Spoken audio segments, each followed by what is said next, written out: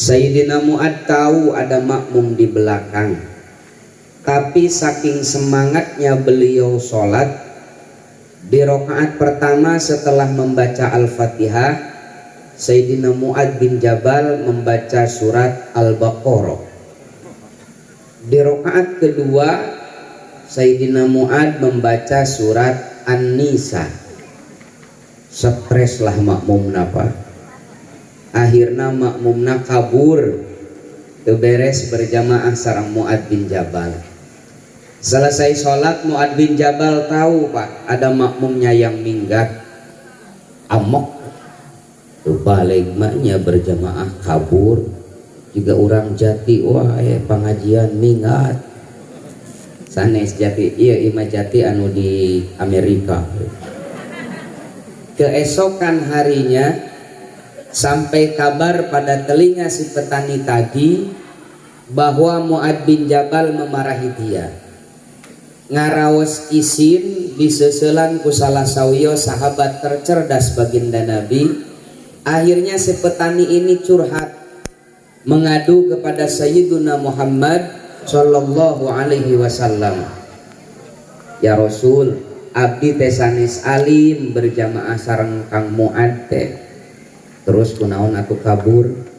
Atuh daya Rasul bayangkeun rakaat pertama maca Al-Baqarah, rakaat kedua baca An-Nisa, da abdi teh seueur kaperyogian.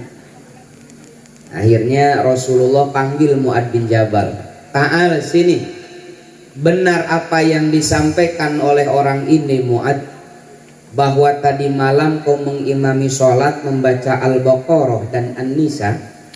Betul ya Rasul. Giliran Rasulullah Pak anu werak amok Rasulullah ka Mu'ad bin Jabal. Sambil menunjuk Mu'ad kata Nabi, "Anta munaffir ya Mu'ad. Kau itu penyebab orang lari dari agama Allah. Orang ini tidak mau berjamaah karena kau terlalu lama membaca surat di dalam sholat.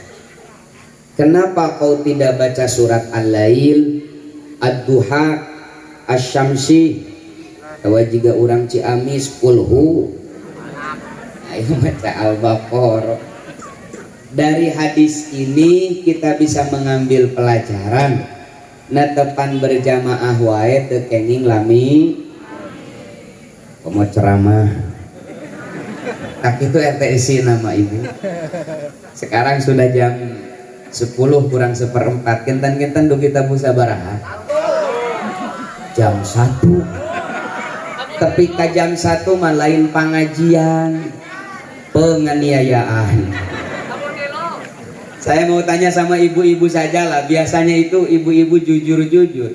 Ibu, Bu, hayang nu ponok, hayang nu panjang.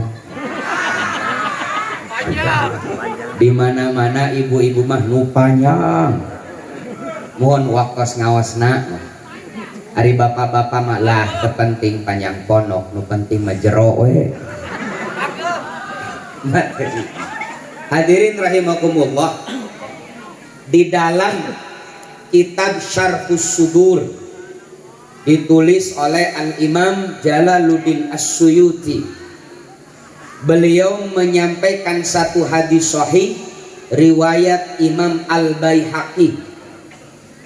Kata Siti Aisyah, "Kana Rasulullah sallallahu alaihi wasallam yazuru syuhada bi Uhudin fi kulli haulin." Tema ini tentang haul kan Pak? Nah, dalil haul teh mana? Bisi pajarkeun dalil haul teh eueuh ti dituna. Da ayeuna mah usum semua yang kita terima dari guru-guru kita mulai dipertanyakan. Jangankan acara peringatan haul almarhum al-maghfurlah seperti ini, ngusap wajah saja setelah sholat itu sempat viral beberapa bulan yang lalu. Ada di media sosial itu seorang ustadz yang bicara, kan ari kapungkur mah belajar agama teh qiraatul kutub, baca kitab. Aya nama masa modern jadi qiraatul YouTube. Saya YouTube. Di YouTube itu ada seorang ustadz, doktor gelarnya sama.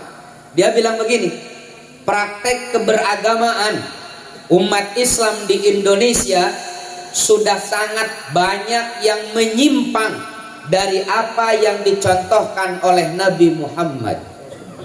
Jigana ulama-ulama di Indonesia anu ngadirikeun pasantren ratusan tahun teu apal Rasulullah, Pak. Kusim kuring dikupingkeun ka mana ngebahas cek si bapak eta. Salah satunya adalah mengusap wajah setelah sholat.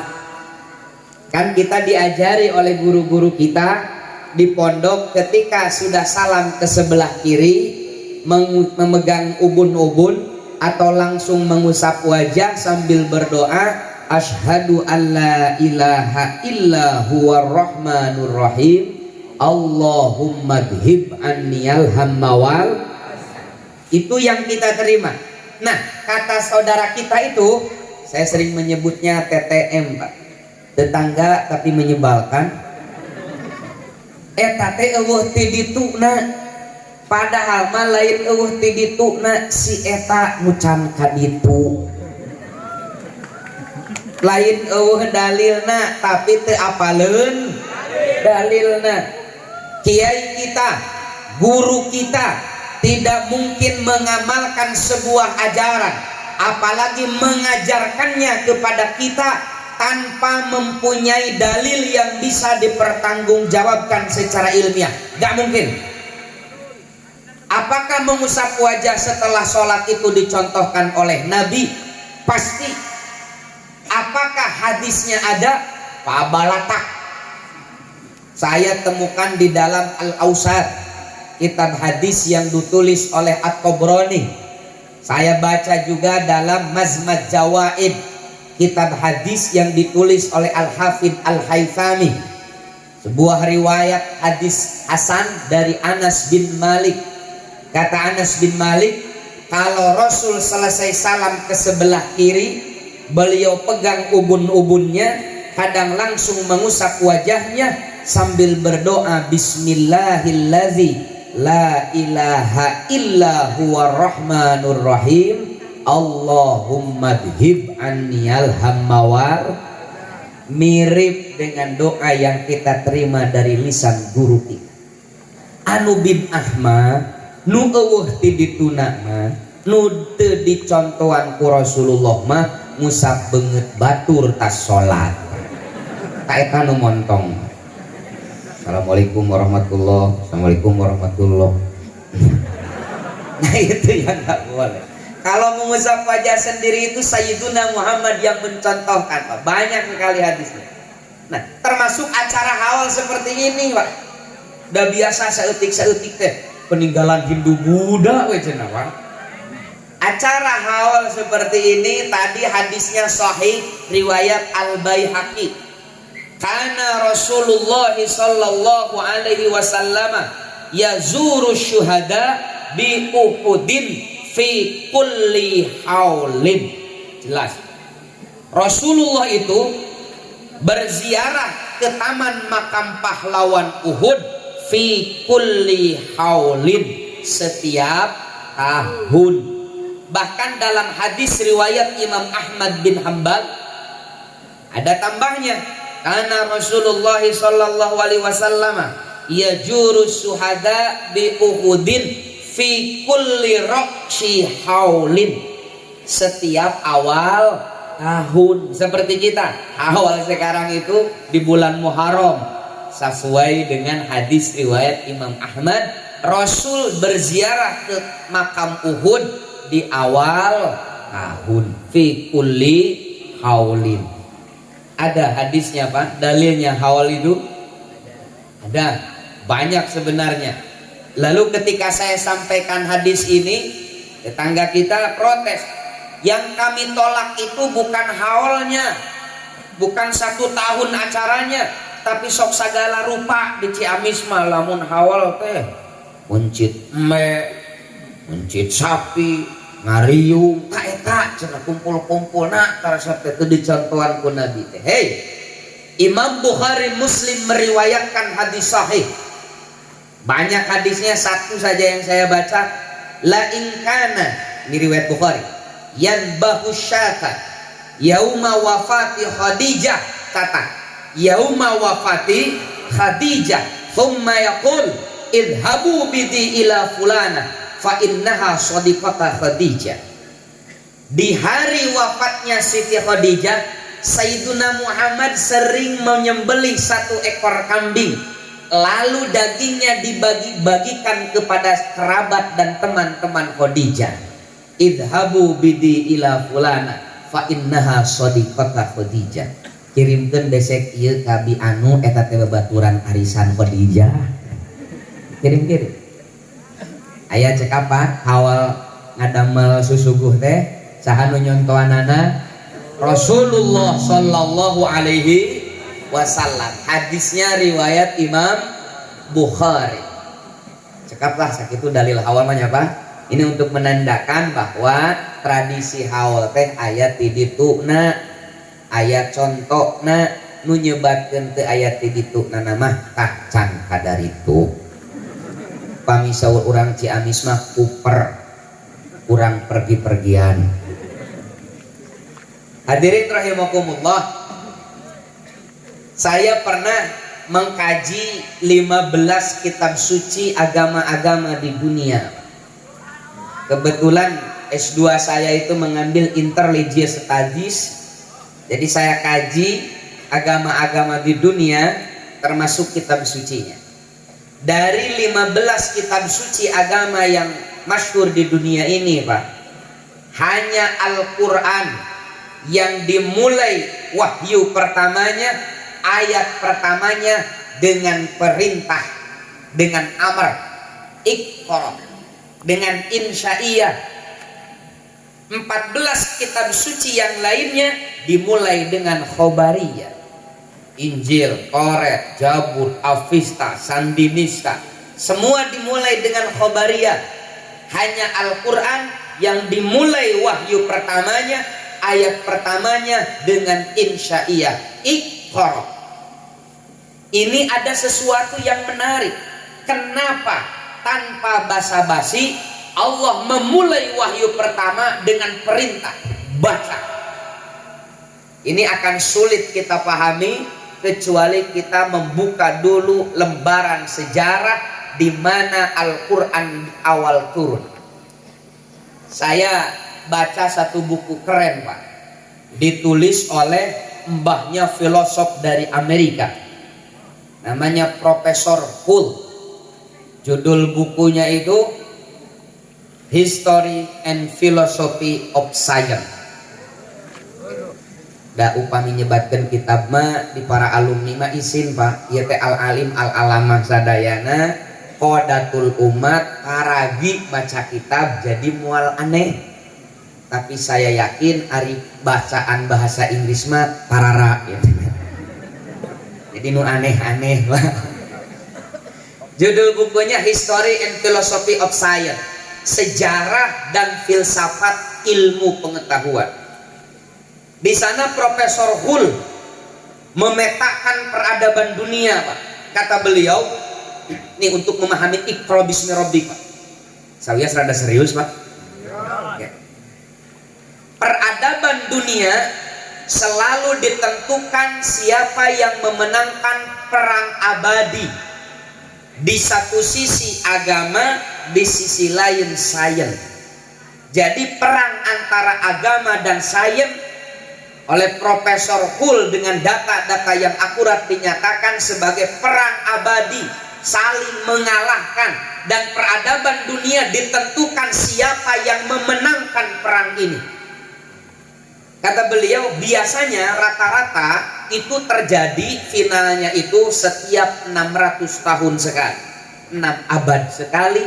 Siapa yang menang, apakah agama atau ilmu pengetahuan, dan itu menentukan peradaban dunia 600 tahun selanjutnya. Beliau memberikan contoh, 600 tahun sebelum Masehi dimenangkan oleh ilmu pengetahuan, agama kalah. Makanya 600 tahun sebelum Masehi, Pak, relatif tidak ada tokoh agama yang muncul Bahkan terkenal 600 tahun sebelum Masehi, sebelum Nabi Isa, sebagai masa fatrah yang sangat panjang, di mana pada interval tahun itu tidak ada tokoh agama, tidak ada nabi. Yang muncul adalah para ilmuwan, para saintis, para filosof. Makanya kita mengenal di 600 tahun sebelum Masehi itu nama seperti Aristoteles, Zeno, Anaximenes, Thales, Socrates, Plato, Parmenides, Pythagoras, ahli-ahli sains semua. Ahli agama hilang. Kenapa? Karena agama kalah telak dengan sains, dengan ilmu pengetahuan. Satu. Lalu periode kedua, pertempuran abadi antara agama dan sains dimulai dengan lahirnya Nabi Isa alaihissalam. Abad 1 sampai 6 Masehi dimenangkan oleh agama. Ilmu pengetahuan mati.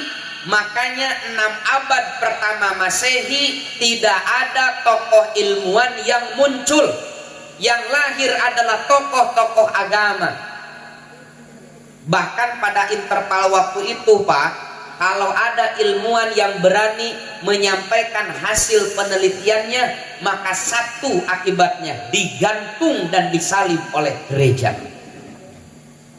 Makanya terkenal di 6 abad pertama Hijriah dikenal dengan istilah The Dark Ages, abad ke-8 jahiliyah. Di masa sebelum Rasulullah lahir, Pak. Nih kita ingin memahami Iqra itu biar enak, Pak. Jadi di 6 abad pertama Masehi, Pak, agama yang di sini itu Katolik yang bekerja sama dengan Romawi dengan kekuasaan menelikung dan menyalib ilmu pengetahuan. Akhirnya masyarakat hanya didoktrin oleh agama, mengenyampingkan ilmu pengetahuan. Makanya terkenal istilah jahiliyah, abad ke-8. Nah, di abad ke-8 inilah di mana pada saat itu di belahan barat dunia ini sebenarnya telah berdiri negara adidaya, negara maju, namanya Romawi. Sudah maju dalam punya agama resmi Katolik. Kemudian sebelah timur juga ada Persia, punya agama resmi negara namanya Zoroaster. Nah, di tengah kondisi jahiliyah seperti ini, Pak, dari rahim Siti Aminah lahir seorang bayi laki-laki yang diberi nama Muhammad Sallallahu Alaihi Wasallam. Rasulullah, saya mau cek, Ibu, Rasulullah lahirnya tahun berapa Masehi?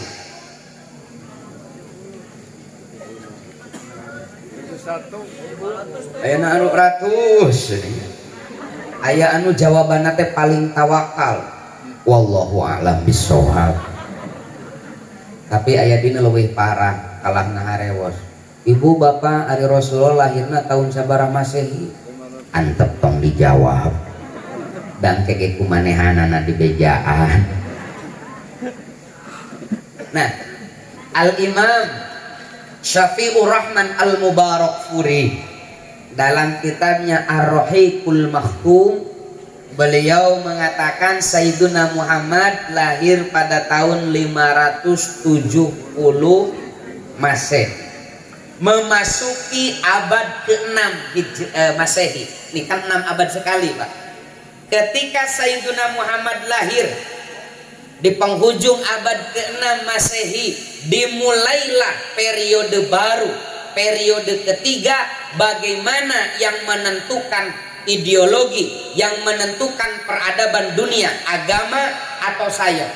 Periode pertama 600 tahun sebelum Masehi, sains yang menentukan, agama dikubur. Kemudian periode kedua dari abad pertama sampai abad ke-6 Masehi dimenangkan oleh agama, sains disalib. Nah, ini ketiga kalinya. Periode ketiga, Sayyiduna Muhammad, Pak, ketika beliau lahir, kita semua tahulah bahwa ketika Sayyiduna Muhammad lahir di Jazirah Arabia itu sudah sangat sempurna jahiliyahnya, Pak. Kalau di Persia, di Romawi sudah punya agama resmi, di masyarakat Arab ketika Sayyiduna Muhammad lahir Pak, beda RT, beda pangeran. RT 0 hiji pangeran teh cebong, RT 02 kampret. Makanya kita baca dalam sejarah musim haji zaman jahiliyah itu adalah kesempatan di mana setiap suku di masyarakat Arab berlomba memamerkan berhala yang mereka anggap sebagai Tuhan, lalu disimpan di dalam Ka'bah. Laras Pak. Makanya ketika Nabi menaklukkan kota Mekah, Nabi menghancurkan 360 berhala di dalam Ka'bah. Itu 360 berhala yang dianggap Tuhan oleh setiap suku di masyarakat Arab. Agama resmi belum ada, kitab suci belum mengenal. Perzinahan difasilitasi Pak. Dalam hadis riwayat Imam Bukhari, Siti Aisyah memberikan informasi. Dulu ketika zaman jahiliyah Pak, di sakurilingan Masjidil Haram ayeuna itu sudah banyak terdapat kamar-kamar kecil, warung remang-remang yang ada tanda di atas pintunya semacam harga perempuan yang ada di dalamnya. Dibanderol cek bangsa urang teh. Pantau belah dieu hargana teh 80 juta. Dalam kurung artis muda. Kamar pojok itu 7.500. Dalam kurung nini-nini sesa pandemi 7.500. Perzinahan difasilitasi, perjudian merajalela, korupsi sudah jadi budaya. Jangan dikira korupsi itu penyakit manusia modern Pak.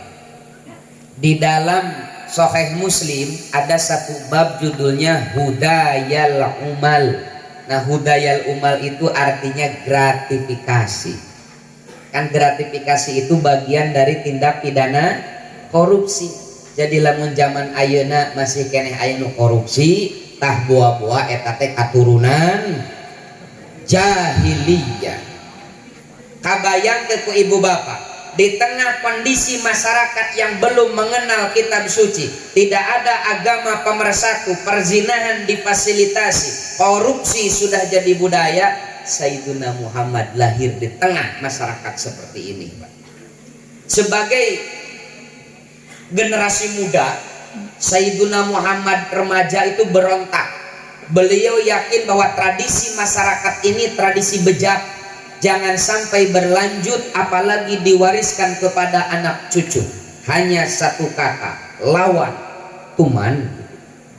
Berontak hati Sayyiduna hoyong ngarobi masyarakat. Nah, tapi di satu sisi Rasulullah hoyong ngarobi, hoyong memperbaiki masyarakat. Di sisi lain beliau bingung bagaimana cara merubahnya. Dan Rasulullah mati sakola sapertos urang ayeuna. Kuliah S1, S2, S3, S campur, S naon deh Pak? S teler. Rasulullah itu ummi, makna masyhurnya tidak bisa baca tulis. Jadi satu sisi ingin memperbaiki masyarakat, di sisi lain beliau bingung kumaha carana. Pamisaur bahasa urang teh mah ingin hati memeluk gunung, apa daya gunung meletus. Pansi.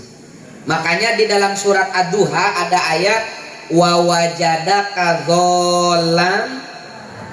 Nah, dzolam dalam surat Ad-Duha itu artinya bingung bagaimana cara merubah masyarakat. Catat, dzolam dalam surat Ad-Duha itu artinya bingung, lain sesat. Kan ayat kemarin mau balik kira semua manusia pernah sesat, termasuk Nabi Muhammad. Sebelum mendapatkan wahyu beliau berada dalam kesesatan. Qala Allah Ta'ala wa wajadaka dzolam fahada. Sakacita jelema. Dzolam dalam surat Ad-Duha ini artinya bingung bagaimana merubah masyarakat. Akhirnya dalam kebingungan seperti ini Sayyiduna Muhammad sering bermeditasi Pak.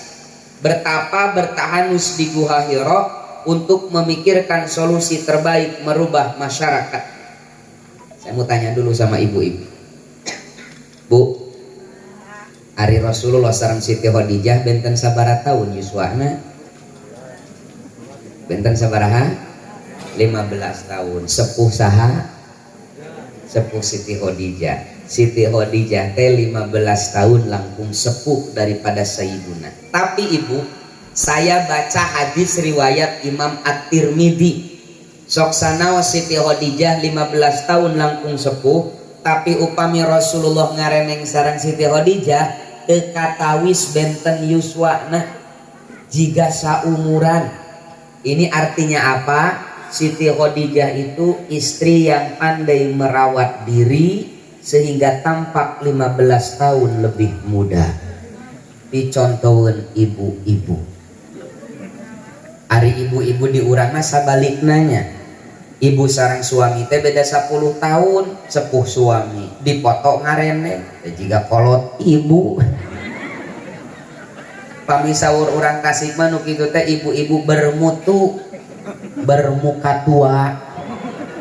Ibu lain seueur mikir ya makalah ngaku abdi pisan cenah. Nemowi ka ibu-ibu contohlah Siti Khadijah, istri yang pandai merawat diri agar suami tidak melirik ke lain. Yang menarik Pak, pada tanggal 6 Agustus pada tanggal 6 Agustus 610 Masehi nih memasuki abad baru, abad ke-7 Hijriah Masehi. Catat 6 abad sekali kan. Nah, memasuki abad ke-7 Masehi karena Sayyidina Muhammad menurut laporan para ahli tarikh yang valid itu yang paling mendekati kebenaran, Sayyidina mendapatkan wahyu pertama pada tanggal 10 Agustus 6 Agustus tahun 610 Masehi. Suatu malam ketika manusia tenggelam dalam tidur dan mimpi, Sayyiduna Muhammad terjaga seorang diri di Gua Hiro, berurai air mata, menatap dengan penuh sedih ke seantero kota Mekah. Sudah berbulan bahkan bertahun-tahun aku bermeditasi, masih saja belum ada solusi merubah masyarakat. Pada kondisi inilah fahada, Allah memberikan petunjuk. Allah pecah kebingungan Sayyiduna selama ini dengan mengutus sesosok makhluk yang belum pernah dikenal oleh beliau sebelumnya.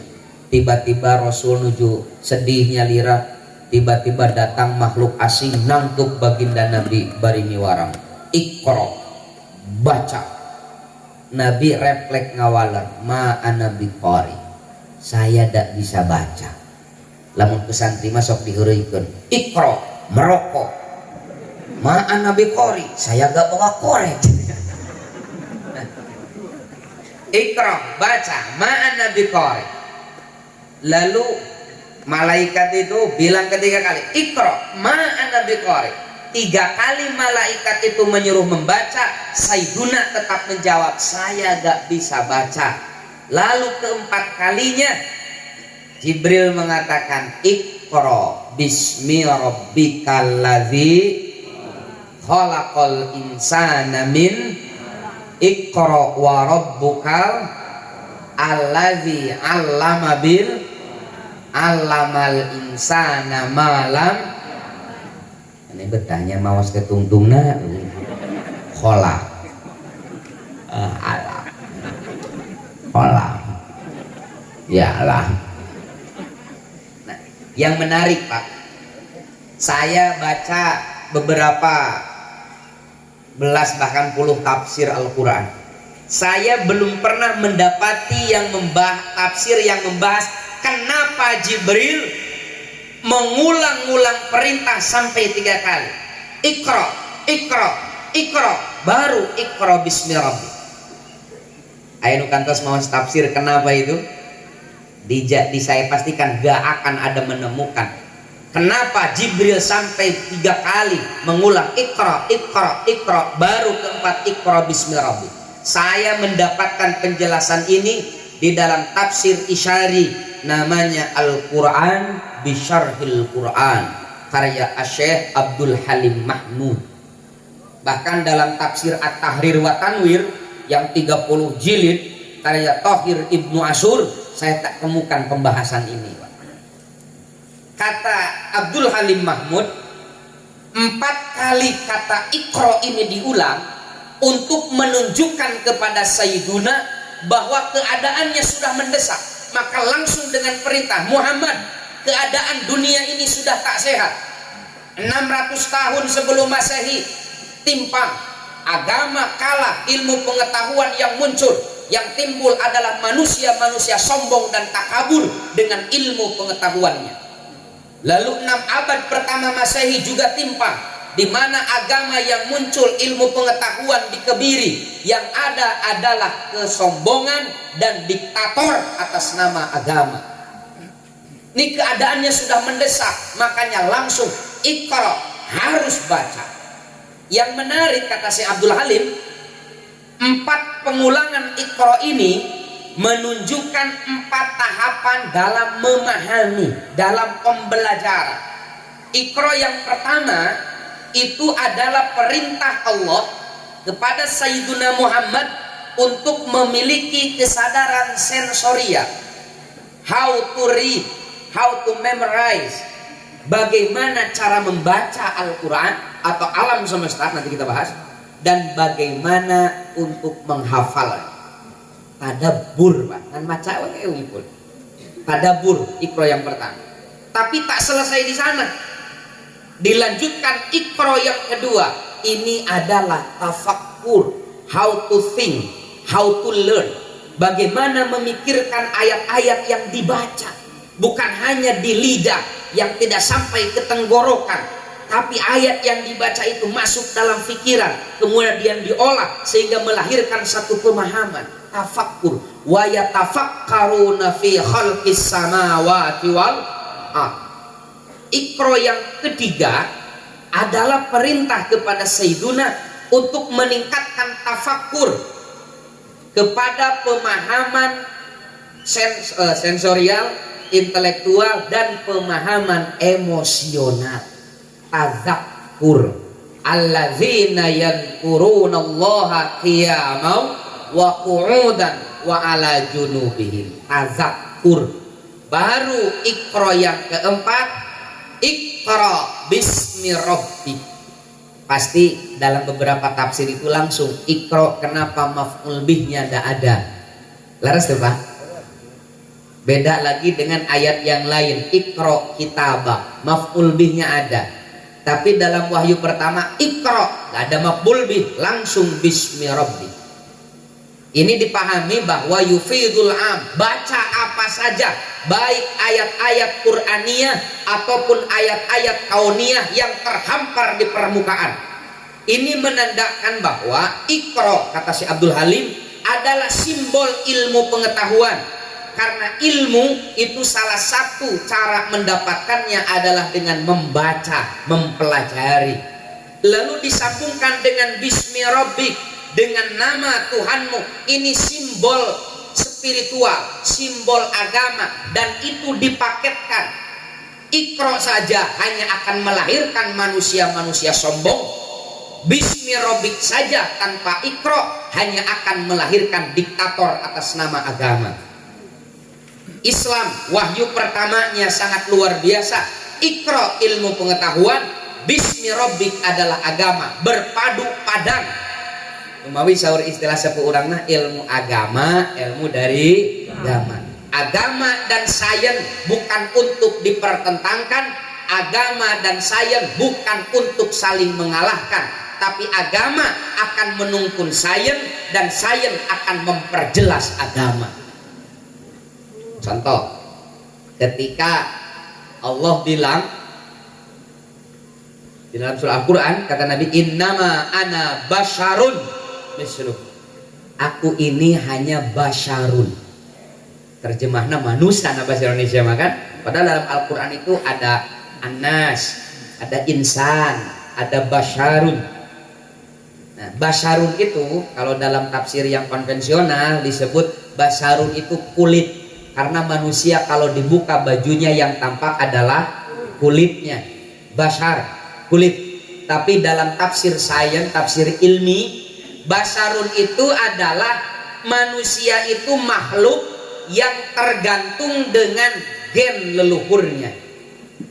Jadi ayat gen, pewarisan genetik. Upami ibu ramakna teu bodas, ulah ngaharep budakna bule. Moal jauh, lamun ibu bapakna sawo mateng, budakna nage sawo buruk. Gitu eta teh. Justru upami ibu ramakna aki ninina henteu barodas, heg aya budak bodas lahir teh curiga, ieu budak saha? Laras teu Bu? Kenapa? Karena manusia itu basarun, terikat dengan warisan gen leluhurnya.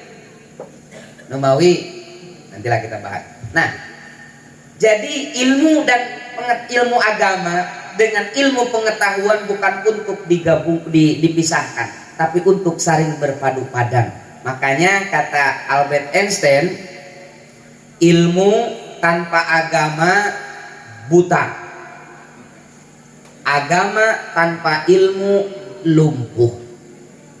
Ilmu tanpa agama buta, abayang tanaga badag tapi lolong, lempangna sakaparan paran, tunggul diralung catang dirumpak.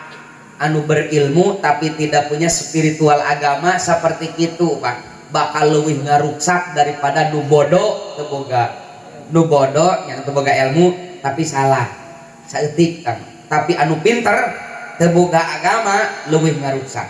Samulihna agama tanpa ilmu lumpuh, ningali siningali ieu teh haram, ieu teh kudu, ieu teh ulah, tapi teu gaduh ilmu lumpuh, teu bisa kukumaha.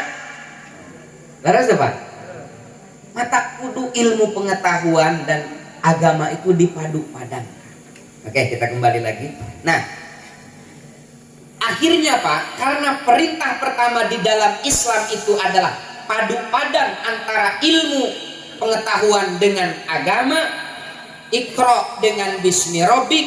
Dari wahyu pertama ini Rasulullah menyampaikan hal ini, memberikan suri tauladan kepada sahabat-sahabatnya. Akhirnya masyarakat Arab yang berada pada kungkungan kebodohan bangkit dengan spirit baru ini, perpaduan antara wahyu dengan agama.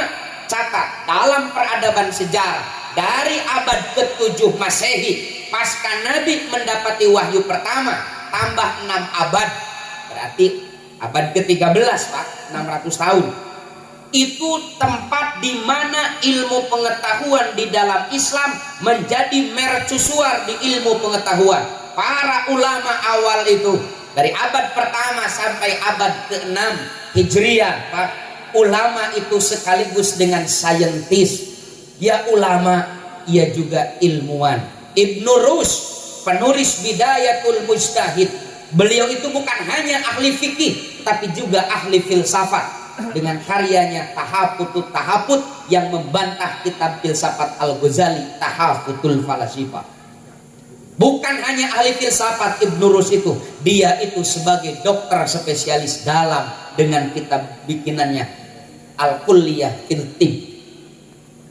Jadi ulama baheula kitu Pak. Bapak chemistry, bapak kimia dunia namina Jabir bin Hayyan. Beliau itu bapak kimia dunia, tapi beliau juga seorang sufi besar. Nah, kapung kurma ulama awal teh kitu memadukan antara ilmu agama dan ilmu pengetahuan. Nu mawi dina fatwana, dina cariosanana moal pagedrug antara agama dengan ilmu moal Pak. Ayeuna mah kebanyakan ulama teh satu disiplin ilmu, fikih wungkul teh apaleun kumaha masalah ilmu farmasi. Akhirnya banyak hal-hal yang menyimpang. Contoh, sekarang pemerintah kita sedang menggalakkan vaksinasi. Ada lagi yang keluar, montong divaksin haram. Kayak begitu kan? Lalu saya tanya, nu halal mana atuh pangarsa? Maknya haram lawana di mana-mana mah Pak, catat, di mana-mana Allah mengharamkan sesuatu pasti Allah menyediakan yang halal berlipat ganda. Allah haramkan zina, tapi Allah halalkan masna wa sulasa wa ruba. Ari wani mah. Allah haramkan daging babi, tapi Allah halalkan daging hayam, daging kalkun, domba, emek, sapi, onta. Diharamkan sesuatu, disediakan yang halal yang banyak. Pasti gitu Pak. Iya mah matwakeun vaksin teh haram, tapi ditanya nu halal eueuh, manya haram lawana eueuh. Haram lawana halal, Pak. Kan aya urang Ciamis ge arep mung divaksin dan cenah haram. Padahal Komisi Fatwa MUI, PBNU, Muhammadiyah, Persis, para ulama dengan dokter-dokternya telah mengadakan riset, ternyata vaksin ini halal. Jebret. Keluar deui hoak, ulah divaksin, maraot. Akin ini urang gen anu teu diparaksin, pae sarua. Leres teh Pak? Ini penting kita dudukan, jangan sampai agama itu dianggap mengancam ilmu pengetahuan, jangan sampai agama itu dianggap pengerem kemajuan Pak. Dan memang itu bukan seperti itu. Justru agama menuntun ilmu agar sampai kepada pemberian manfaat yang sebanyak-banyaknya untuk masyarakat.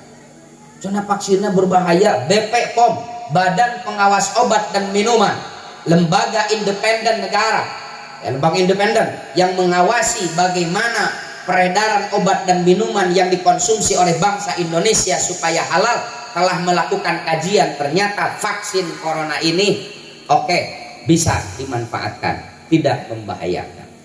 Para ulama tos ngaluarkeun stempel halal, para dokter jeung ahli farmasi telah mengatakan aman dikonsumsi, terus anu nyebutkeun vaksin haram dan berbahaya ngilu kasaha. Ini penting Pak. Sok mah Pak bade umroh teh Pak, kedah aya sertifikasi vaksin. Tong bujeng-bujeng bade umroh, Bapak bade kana kereta api atanapi bade ke pesawat harus menunjukkan sertifikat vaksin Pak. Mangga alim divaksin mah ngan ulah ngajak batur jeung wayahna mun moal bisa ka mana-mana. Divaksin teh lain ayeuna wungkul urang teh budak urang ye genep kali divaksina teh Pak, orok teh Pak. Laras teu? Divaksin vitamin K1, vaksin naon deui? Campak. Terus gedena dicampakan. Pan divaksin campak. Berarti sudah besar dicampakan. Genep kali orok divaksin teh Pak, teu riweuh. Nah, ari ayeuna jadi riweuh. Saya itu di Komisi Fatwa MUI, Pak. Saya kaji bagaimana sebenarnya peredaran ini. Saya banyak mendapat laporan, ya aya mubalik menyebabkan vaksin teh haram. Kan MUI sudah mengeluarkan fatwa halal. Percaya kumpulan para ulama, puluhan para ulama membuka ratusan referensi, diskusi bersama-sama, berlama-lama mengkaji referensi, mengatakan halal. Percaya ke ulama anu ngariung atau nanti percaya ke hiji dua ulama nusakahayang nawain menghukumi sesuatu Pak. Percaya hasil musyawarah, percaya hasil ijtihad sorangan. Ini penting kita dudukan Pak. Ya, kami alim divaksin mah repeh we kali ulah. Ya, kan ulah divaksin mah ari alim mah da eta mah hak tong boro-boro divaksin. La ikraha fiddin. Dalam agama wae tidak ada paksaan. Mata anu tunuh ayeuna mangga bade kula mah la ikraha fiddin. Tidak ada paksaan. Saya ingin menyampaikan agak serius. Biasa nama sok resep heureuyan kan gitunya. Tapi ini keadaannya mendesak Pak. Hari ini banyak sekali saudara-saudara kita muslim yang menunjukkan wajah yang tidak sebenarnya muslim. Muslim itu iqra bismi rabbik. Ilmu pengetahuan berbarengan dengan spiritual keagamaan, bukan keagamaan yang mengkebiri ilmu pengetahuan seperti 6 abad pertama Masehi, dan bukan seperti 6 abad sebelum Masehi di mana ilmu pengetahuan mengebiri agama. Berpadu padan. Fas'alu ahla dzikri in kuntum la ta'lamun. Pami urang lain dokter, pami urang lain ahli farmasi teh kenging nyarios vaksin ieu barang ieu berbahaya.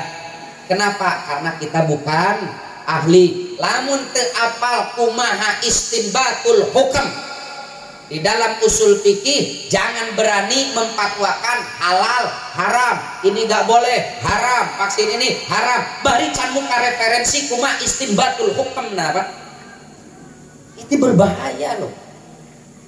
Nah, kita kembali lagi. Jadi perpaduan antara agama dan sains, akhirnya Islam maju, Pak. Eropa yang awalnya tenggelam dalam kegelapan pasca penaklukan Islam masuk ke Andalusia, menyebarkan Islam dengan ilmu pengetahuan modernnya, akhirnya memasuki abad ke-14.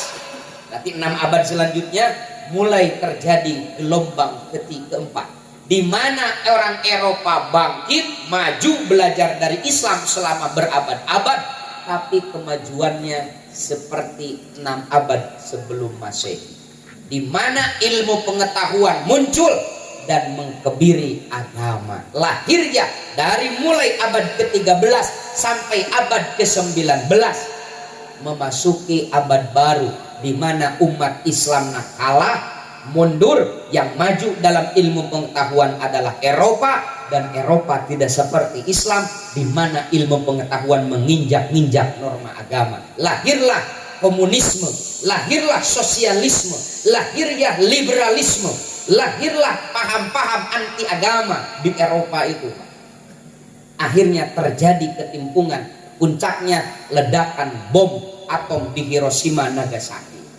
Dengan kejadian ledakan bom Hiroshima Nagasaki, di mana ilmu pengetahuan menjadi monster yang membahayakan umat manusia dan makhluk yang lain, para saintis, para ilmuwan berpikir, benar, ilmu pengetahuan harus dibimbing kembali oleh agama agar memberikan manfaat yang sebesar-besarnya bagi manusia.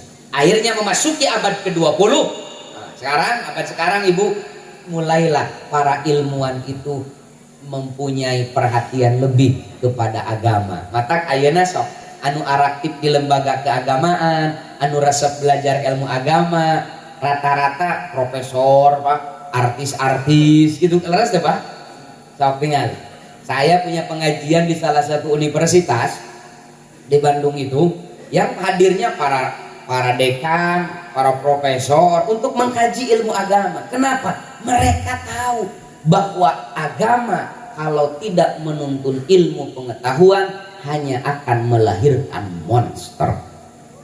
Oke, kita kembali lagi. Nah, ketika Sayyiduna Muhammad mendapatkan perintah membaca Iqra, ruas Rasulullah kabayang nyalira tengah wengi, tengah gunung, tiba-tiba aya nu kitu. Rasulullah ketakutan, kabur ti Guha Hiro, Pak. Itu turubun, ngandu kapegat bukan teu senang nanti. Panpoe langsung sumping ka bumi dalam keadaan ketakutan, saking takutnya menggigil seperti kedinginan. Dibukakeun panto ku Siti Khadijah, katawis caroge sapertos nu tiris. Ku Siti Khadijah dicana kalebet bumi, diebogeun lajeng disimutan. Eta dina lebet salimut Rasulullah hari wus-wus. Terang urang Ciamis hari wus-wus. Bieu di Guha Hiro aya nu kieu gitu dah. Hatinya resah, perasaannya gelisah, ketakutan menghantuinya. Dan Ibu tahu, ketika hati Sayyiduna resah, perasaannya gelisah, ketakutan menghantuinya, tiba-tiba keluar dari lisan istri tercinta kalimat-kalimat yang menyejukkan hati suami seperti embun menghujani bumi. Saur Siti Khadijah teh, suamiku, aku mengenalmu bukan 1-2 tahun, aku mengenalmu puluhan tahun. Kau itu orang baik, ucapan, perilaku, dan statusmu di Facebook belum pernah menyinggung orang. La takhaf wa la tahzan, jangan takut, jangan bersedih. Yang terjadi barusan di Guha Hiro adalah kebaikan karena kau orang baik, suamiku. Tenang langsung Ibu, mana Sayyiduna, usaha ditenangkeunana ku istrina. Jadi poin kedua, Siti Khadijah itu istri yang pandai menenangkan hati suami. Pertarosan kang ibu-ibu, Bu, salami dipihukum ku caroge. ibu sering nenangkeun manah caroge atau nabi sering ngarudikeun pikiran salaki?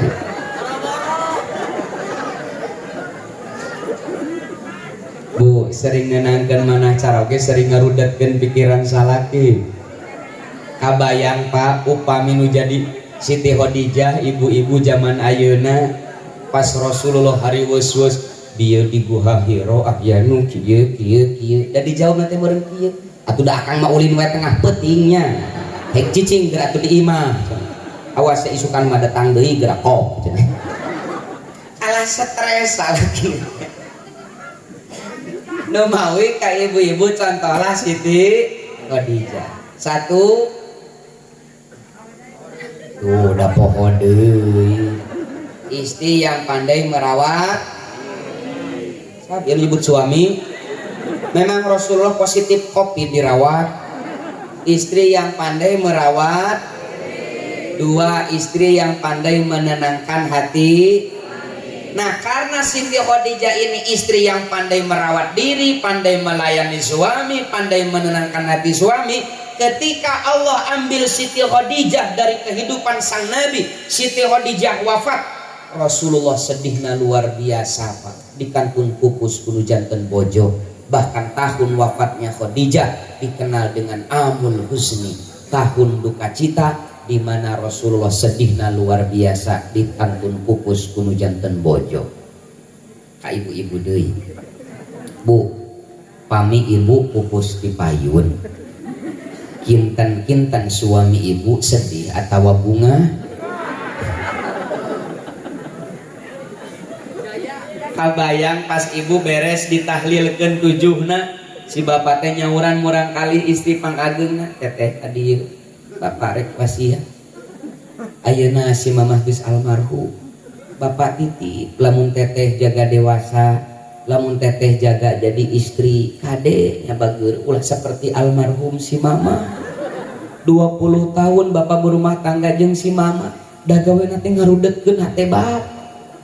Tapi alhamdulillah pitulung ti Allah si mamah teh ponok umur. Ka eta teh pertolongan ti Allah ka bapak dalamun si mamah panjang umur membeureun penderitaan bapak teh bakal leuwih panjang. Buktina pas ayeuna beres si mamah ditahlilkeun tujuhna tuh tingali tensi darah bapak jadi normal ayeuna mah. Aya ibu-ibu nu protes, "Hayo wen istri terbaik, ari suami terbaik nu kumaha?" Laras teh Bu? Itu biasa lah ngajawab. Ieu jeung anu balas dendam laras lah. Santai ya.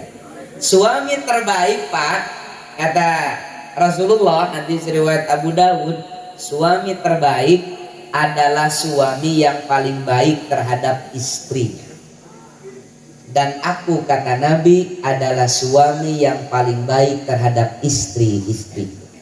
Rasulullah mah Pak saking saya kanu janten bojo, bujeng-bujeng ngaraheutkeun manah bojo. Da manggil bojo we manggil bojo payuneun batur tarawantun dipanggil nami Pak. Dipanggil dengan panggilan kesayangan yang menjaga martabat istrinya, yang membuat istrinya merasa dicintai, merasa berharga di hati suami. Contoh manggil Siti Aisyah, kan Siti Aisyah mah kulitna teh sae Pak, putih merona. Putih merona bahasa Arabna teh Humairah. Disauran ku Rasulullah teh, "Ya Humairah, wahai istriku yang kulitnya putih merona." Ibu raos kami dipanggil gitu ku caroge, meureun kelepak-kelepaknya. Tapi ketanpa upami istri bapak kulitna henteu putih merona mah montong dipanggil Humairah Pak. Eta mah penistaan. Istri bapak hideung mah ya Humaireng we. Nah, maksud saya itu panggil mama, panggil bunda. Da kabayang atuh Pak, bade teu sedih kumaha. Istri yang pandai merawat diri, pandai melayani suami, pandai menenangkan hati suami. Istri satu-satunya catat. Istri satu-satunya. Karena salami Siti Khadijah jumeneng Pak, Rasulullah teu ngawayuh.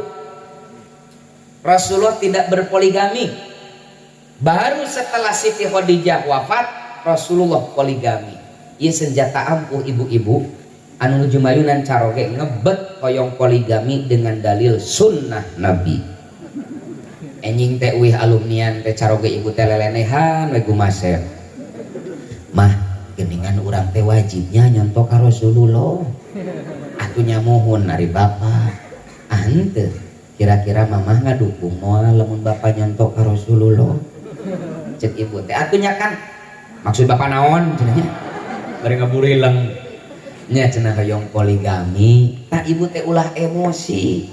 Mangga bapak bade poligami mah da itu diperbolehkan oleh agama. Catat diperbolehkan mangga bade poligami. Tapi upami leres bapak poligami hoyong nyontok ka Nabi kan aya hiji syaratna ulah hilafan. Murah kan hiji naon mah lengkahan heula mayit aing gitu kan. Dan Rasulullah mah poligaminya setelah istri pertamanya wafat. Jantan ka bapak-bapak anu ayeuna ngebet poligami simkuring nganjurkeun sing rajin-rajin ngadua ka Allah. Mudah-mudahan bojona engal.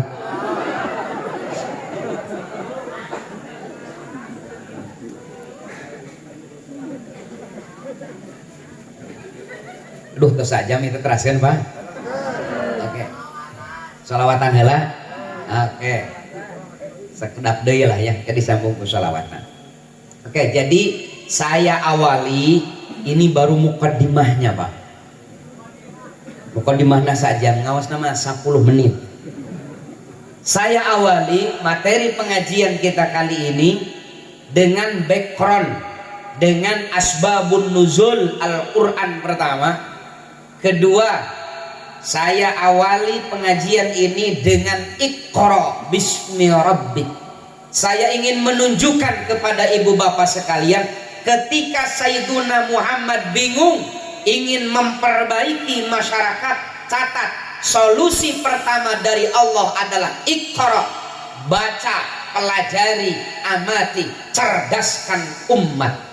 Seolah-olah Allah itu ingin menegaskan, Muhammad, kalau kau ingin memperbaiki manusia, kalau kau ingin membawa mereka minaz zulumati ilan nur, dari kegelapan kepada alam yang terang benderang, langkah pertama yang harus kau lakukan adalah Iqra, cerdaskan mereka.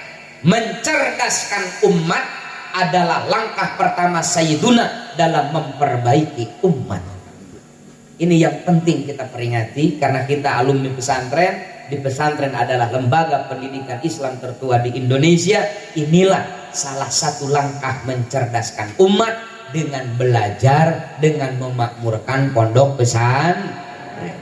Makanya karena perintah Allah kepada Sayyiduna Muhammad membaca pertama kali, Sayyiduna banyak memotivasi kita umatnya agar rajin thalabul ilmi Pak. Misalkan hadis yang Bapak Ibu sudah hafal semua, kata Nabi, tidaklah satu kaum berkumpul di satu majlis yang di dalamnya dibacakan ayat-ayat Allah, disampaikan ilmu-ilmu yang bermanfaat, illa haffaz alaihimul malaika, kecuali majlis itu dinaungi dengan sayap malaikat yang sedang memohonkan ampunan kepada Allah agar dosa orang yang berada di majlis itu diampuni oleh Allah. Saat ini malaikat sedang mendoakan kita bersama, mudah-mudahan dosa-dosa orang sadaya dihapunten ku Allah Subhanahu wa taala. Aya sahabat naros, ya Rasul, ima aya kasus kumaha?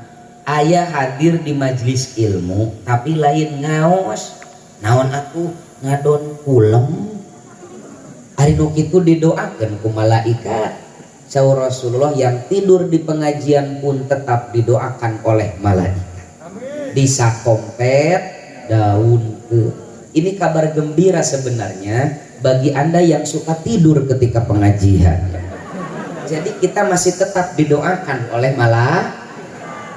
Yang kedua kata Nabi, tidaklah salah seorang di antara kalian melangkahkan kakinya ke majelis ilmu, ke pondok pesantren, ke lembaga pendidikan untuk belajar, kecuali Allah akan catat setiap langkah kanannya menghapus dosa, langkah kirinya meningkatkan derajat di sisi Allah. Ibu bapak angkat di bumi masing-masing, catat setiap lengkah katuhu urang dina raraga silaturahim ka guru urang sadaya di nararaga tholabul ilmi, sing yakin setiap lengkah katu urang dicatat ngahapus dosa, lengkah kenca urang dicatat ningkatkeun darajat. Cek bapak-bapak teh kumaha da bapak abdi makana motor teu ngalengkah.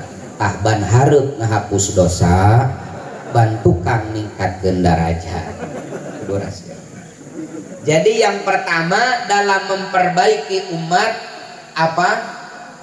Dengan mencerdaskan masyarakat. Mencerdaskan umat adalah langkah pertama Sayyiduna dalam memperbaiki kondisi umat. Mencerdaskan bangsa adalah langkah pertama kita dalam memperbaiki bangsa di masa yang akan datang. Hanya dengan ilmulah martabat dan derajat sebuah bangsa bisa terangkat. Hanya dengan ilmulah harkat dan martabat seseorang bisa diangkat derajat. Yang kedua, yang terakhir ini, saya tertarik Pak, ketika membaca dalam Sahih Bukhari, Nabi bilang begini, ketika aku mi'raj, Allah perlihatkan isi neraka kepadaku, dan kalian tahu, kata Nabi, penghuni neraka itu kebanyakan perempuan. Jadi sahur Rasulullah nih hadisnya sahih, penghuni neraka teh kaseseueuranana ibu. Tapi sanes ibu-ibu alumni di dia sanes, ibu-ibu di dia mah mudah-mudahan ahli surga sadayana. Ibu-ibu nu ditinggali ku Rasulullah di neraka mah wah eta teh urang jauh. Lalu para sahabat bertanya, "Ya Rasul, kenapa banyak perempuan masuk neraka? Apakah mereka tidak beriman kepada Allah dan Rasulnya?" Mereka beriman. Apakah mereka tidak beramal soleh ya Rasul? Mereka beramal soleh. Lalu kalau mereka beriman dan beramal soleh, kenapa perempuan-perempuan itu masuk neraka? Lalu kata Nabi, ini mohon dicatat, yakfurnal asyirah, karena perempuan itu sering mengkufuri kebaikan suaminya. Lisannya itu sangat berat untuk berterima kasih terhadap pengorbanan dan jasa suaminya. Cek bapak-bapak teh tah sia dengekeun. Pak sanes tah dengekeun, kadang urang oge sebagai para suami rasanya jarang kita berterima kasih pada istri kita. Leres teh Bu? Upami ibu masak sayur raos bapak sok nganuhunkeun tara. Kupingkeun Pak. Boa-boa eta dosa nu teu karaos nu bakal ngahalangan ulang tina surgana Allah teh Pak. Kita tidak pandai berterima kasih pada pasangan kita. Padahal istri kita itu Pak, jasanya, pengorbanannya, kebaikannya luar biasa. Sok anu ngandung murang kali urang salapan sasi saha Pak? Ibu leres teh Bu? Kantos ku ibu kandungan dititipkeun 2 poe we ka bapak. Parek reunian nitip heula. Kantos teh Bu? Waktu ibu hamil bapak mantuan teu? Benernya ibu-ibu. Waktu ibu hamil bapak mantuan tuh hento. Terus ibu bisa hamil kumaha tanpa bantuan si bapak? Bu, jangan mengkufuri jasa suami loh. Suami ibu oke mantuan, pas ibu hamil tengan mantuan anak sakedeung. Kadang 5 menit, kadang 10 menit, ketika bareuh teh tetap aya ibu-ibu isuk keneh zaman dulu ke warung. Kunaon ce isuk-isuk geus madem? Keheul atuh da ka bapak barudak. Naon? Peuting atuh da keur tiris. Naon nya ngajak. Terus nya kitu we. Henteu maksudna kunaon bet baeud. Atuh da ieu ibi teh baeud kumaha? Abdi karek bismillah eta bapana geus alhamdulillah.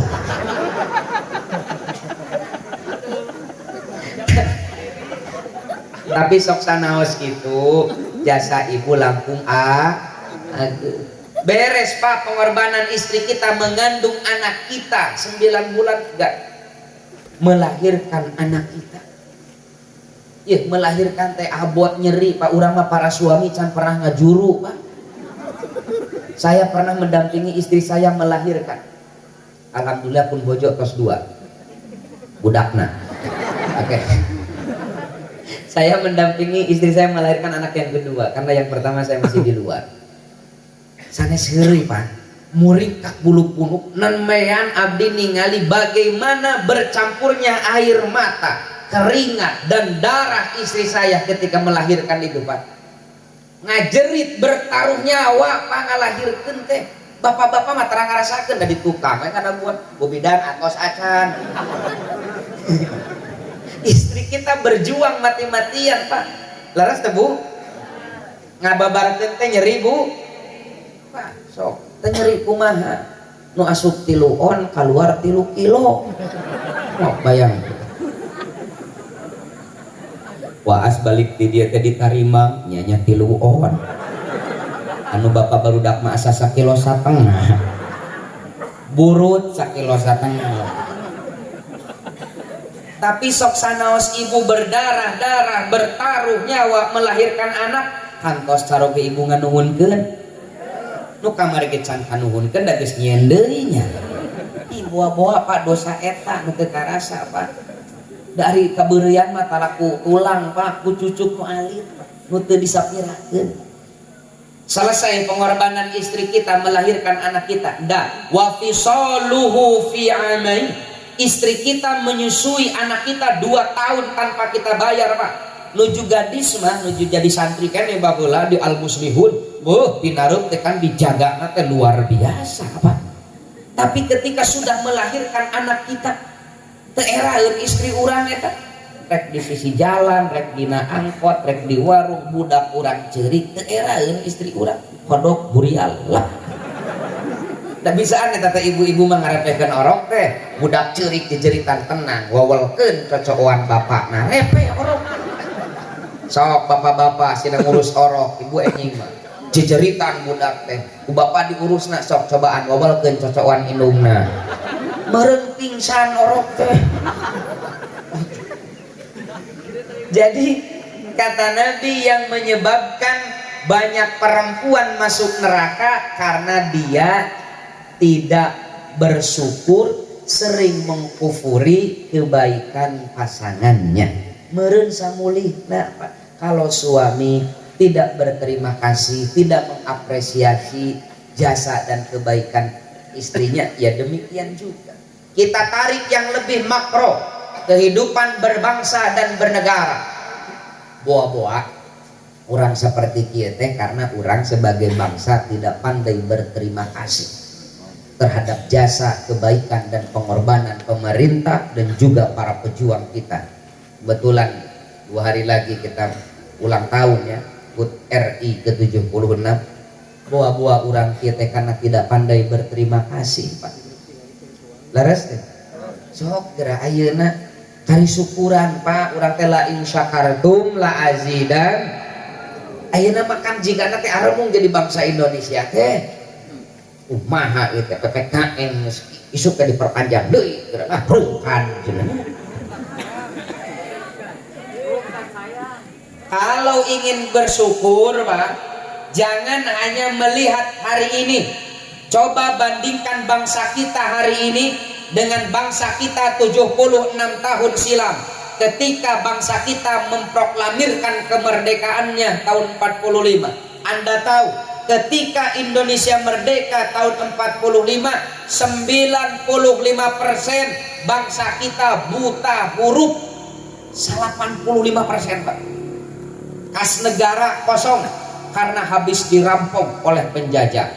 Uak sarerea nyawalana kan uak sarerea. Kas negara kosong karena habis dirampok oleh penjajah. Infrastruktur jalan dan fasilitas umum hancur lebur karena habis perang. Maka bayang sok bandingkeun sareng ayeuna. Melek huruf di Indonesia alhamdulillah sekarang itu 94,72% Pak. Asal nama 85% itu bisa baca tulis, ayeuna mah hampir 85% bisa baca tulis. 100% Pak kemajuannya. Apakah itu bukan perjuangan? Apakah itu bukan keberhasilan bangsa kita Pak yang perlu kita syukuri? Ayeuna infrastruktur jalan dan bangunan jujur saja alus mana zaman ayeuna jeung ketika Indonesia merdeka Pak. Jalan saya mana ayeuna atawa tahun 45. Bangunan pendidikan alus kene SD zaman urang atau alus kene bangunan SD zaman budak ayeuna? Layanan kesehatan alus ayeuna alus baheula. Ayeuna mah tiap kecamatan aya puskesmasna, aya rawat inapnya, aya dokter jagana. Setiap desa dan kelurahan diusahakan dengan dana desa ada pustu, puskesmas pembantu. Ayeuna mah kari daek gering Pak. Maksud saya itu, apakah itu bukan keberhasilan bangsa kita Pak? Yang perlu kita apresiasi, perlu kita ucapkan terima kasih. Kenapa? Ini perjuangan kita bersama, ini keberhasilan kita bersama. Alhamdulillah. Mudah-mudahan ku bersyukurna urang karena kemajuan bangsa Indonesia salami ieu menjadi wasilah Allah nambihan kana nikmat notos dipasihkeun ka bangsa Indonesia. Ulah jadi bangsa yang tidak pandai berterima kasih. Jangan menjadi rakyat yang tidak pandai mengucapkan syukur kepada kebaikan orang lain, baik pemerintah ataupun siapapun itu. Ya kuda cenah pamarentah ayeuna mah cenah da loba salahna syukuran upami pamarentah urang salah. Berarti nu dipilih ku urang kamari teh jelema. Kuduna istighfar lamun pamarentah urang teu pernah salah. Buah-buah nu dicoblos kamari teh lain manusia. Da ari manusia mah tempatna hilap sinarang lep, tempatna bener tempatna salah. Cenah pamarentah urang aya salahna da manusia sanes malaikat. Cenah pamarentah urang seueur program anu mangkrak fakta, tapi kewajiban kita bersama sebagai bangsa untuk mengingatkan dan memperbaikinya dengan cara-cara yang memang disetujui oleh agama. Bukan ujaran kebencian, bukan caci maki, apalagi sumpah serapah, tapi kewajiban bersama memperbaikinya. Saya tertarik dengan surat Toha ayat 44 ketika Allah mengutus dua orang rasulnya yang maksum tanpa dosa, namanya Nabi Musa dan Nabi Harun, untuk mengingatkan presiden paling edan saalam dunia, Rajana Rungkad gelarna Fir'aun. Kabayang teu Fir'aun anu edan masih Fir'aun malah kedah diemutan ku dua orang rasul nu maksum tanpa dosa. Tapi apa pesan Allah? Faqula lahu qaulan layyinan.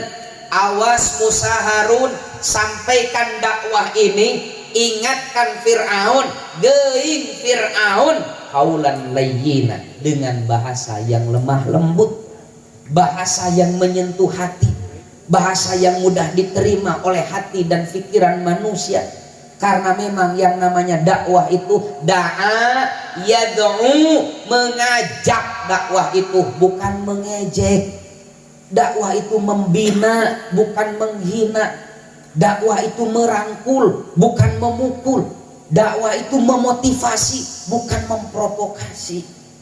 Nabi Musa, Nabi Harun tegaduh dosa, maksud kudu nyeramahan presiden eda, tapi ku Allah diwanti-wanti sampaikan dengan lemah lembut. Komo papada urang asana teh wah jauh lebih goreng daripada Nabi Musa, Nabi Harun. Pak urang teh pamarentah urang saya yakin leuwih alus dibandingkeun jeung Firaun. Sok teu kacaritakeun Firaun sholawatan. Pamarentah urang leuwih alus daripada Firaun, urang leuwih goreng daripada Nabi Musa. Kenapa harus ada caci maki? Bahkan dalam hadis sahih riwayat Imam Ahmad, Sayyiduna Muhammad sebagai uswatun hasanah pernah ngendika, pernah dawuh, andai kata kalian melihat pemimpin kalian salah, sudah benar salahnya, lain praduga, lain hoak, kata Nabi, jangan ingatkan di tempat terbuka. Ini Nabi yang bilang, tapi ingatkan pemimpin kalian di tempat yang sepi, di tempat yang menjaga harkat dan martabat mereka di hadapan rakyatnya. Itulah akhlak, itukah etika di dalam dakwah. Kata Nabi, innama bu'istu liutammima makarimal akhlak. Bukan dengan mencaci maki pemerintah di tabligh akbar, bukan dengan menghujat pemerintah di media sosial, karena itu tidak akan menyelesaikan permasalahan. Bagaimana mengingatkan pemerintah di tempat yang sepi? Kita punya wakil di DPR, kita punya wakil di DPRD, sampaikan aspirasi kepada mereka. Badi sumping langsung ke DPR audiensi mangga, upami keur datang reses sampaikan mangga, biar mereka yang menegur eksekutif. Kan begitu. Ini penting kita rawat bersama. Kenapa? Saya baca di dalam tafsir At-Tabari, di zaman Nabi Musa, Pak, terjadi kemarau panjang. Nabi Musa istisqa 4 kali, Pak, dengan masyarakatnya. Wallahu alam istisqona seperti kumaha syariat Nabi Musa. Lalu belum pernah turun hujan, 4 kali istisqa masih kene halodo. Lalu Musa sebagai kalimullah mendapatkan bisikan yang diyakini sebagai wahyu. Musa rek jujung kelan istisqa 1000 balik oge moal kami turunkan hujan. Kenapa ya Allah? Karena di tengah-tengah masyarakatmu masih banyak yang suka mencaci maki dan membuka aib saudaranya. Baca dalam tafsir Al-Jami'ul Bayan, tafsir Al-Quran juz keempat karya Imam Ibnu Jarir At-Tabari. Jadi mudah-mudahan urang keur diuji ku pandemi, Pak, sapertos ayeuna. Mari kita sama-sama rapatkan barisan, mari kita doakan yang terbaik untuk bangsa ini. Mari kita isi, kita hiasi lisan kita dengan mensyukuri semua capaian yang telah diraih oleh bangsa kita. Mari kita beristighfar untuk memohonkan ampunan kepada Allah atas dosa kita selama ini yang telah mencaci maki, telah mempermalukan orang lain, wabil khusus pemerintah kita. Buah-buah eta sebabna pandemi telengit-lengit di Indonesia, karena kita sebagai bangsa selalu membuka aib saudara dan mencaci maki sesamanya. Hadanallahu wa iyyakum ajmain. Wallahul